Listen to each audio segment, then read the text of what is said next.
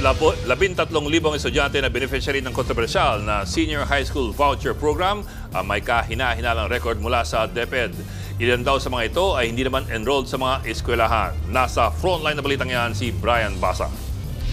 250 million pesos na pondo ang hinarang mismo ng Department of Education na magastos nung nakaraang taon. Matapos yang mabisto ang mga questionabling senior high school voucher claims, ang SISTE, ghost students mula sa private schools ang tumatanggap ng ayuda sa ilalim ng programa. There's also no enrollment record, meaning if the school said na grade 11 tong bata sa amin, pero pag chine-check po namin sa learners information system, ang remarks po doon is no enrollment status. May sariling investigasyon sa anomalya ang Private Education Assistance Committee o PEAC. Binubuo ito ng Education Secretary bilang chairperson at mga kinatawan mula sa NEDA, Catholic Educational Association of the Philippines, Association of Christian Schools, Colleges and Universities, at sa Philippine Association of Colleges and Universities.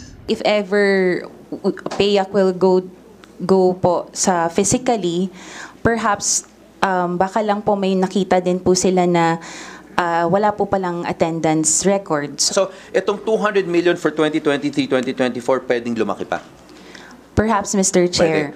55 private schools na ngayon ang tinanggal sa Senior High School Voucher Program. Hindi muna pinangalanan ng DepEd ang mga eskwelahang ito habang patuloy ang investigasyon. Pero nakabase raw ang mga ito sa Metro Manila at sa Calabarzon. Sabi pa ng DepEd, nasa 13,000 SHS students ang covered ng hinarang nilang 250 million pesos na pondo. Ang punto ng DepEd para sa kapakanan ng mga estudyante ang paninita nila sa mga eskwelahang may questionable claim sa Senior High School Voucher System. Pero giit ng isang mambabatas, paano naman yung mga estudyanteng pumapasok naman talaga? Mungkahi ni Congressman Bonifacio Bosita, baka mas mainam na parusahan na lang ang mga opisyal ng paaralan na sangkot sa anomalya. Hindi naman estudyante may kasalanan. It's the school. That's Yes, it. Mr. Chair. So gusto ninyo, nag-fake na siya pero huwag siya i-penalize? Kasi ang punto dito, Mr. Chair, kung may personnel from the school na may mali dito, masacrifice yung the whole school and the students na pwedeng mag-avail ng program. Yun lang punto dito, Mr. Chair. I'm not saying na I'm correct.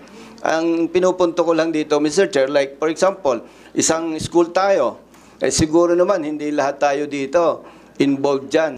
Nilinaw naman ng DepEd na hindi maaapektuhan ng pagtanggal ng voucher program sa mga nasabing private school ang mga lehitimong naka-enroll na estudyante. Nagbabalita mula sa Frontline, Brian Basa, News 5.